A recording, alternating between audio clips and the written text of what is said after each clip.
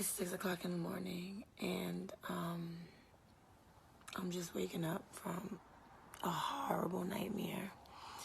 I went to bed at 4.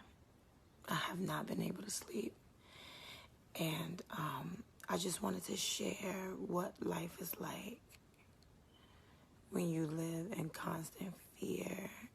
And I don't know, maybe it's my anxiety, but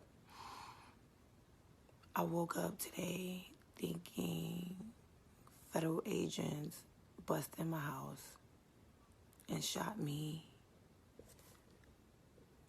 and my children.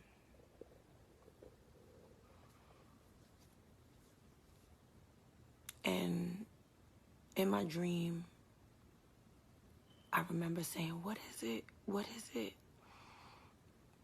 While I was shot. And they just said, we gotta mix up. This is what I'm hearing in my ears. We gotta mix up, fall out. This is what life is like, being a black mom that's in the fight, and there has been no accountability and arrest for people like the murderers of Breonna Taylor. I don't know if it's because I'm kind of in the fight, you know. I don't know if other mothers go through this, but I'm constantly having like anxiety attacks about my children, and I can't sleep because my skin color has become a depiction of what they believe my character is, my morality, my association, the threat. And just like me, my babies can't wash it off.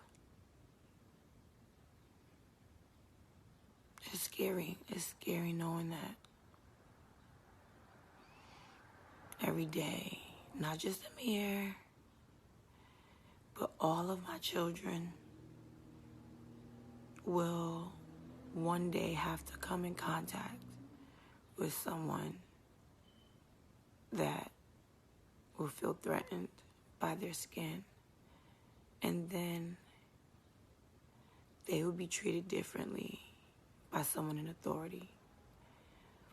Whether it's a schoolyard fight and a teacher says that she wants to call the police, or, oh, here comes DC, and he's gonna look at me crazy for 6:30 being on a video. I'm just sharing my anxiety. See, I told you he was gonna look at me crazy. I come here in the room thinking you're on FaceTime, you actually talking to the phone? All right, until then, that's my thought. You see my side of the bed? I do see your side of the bed. But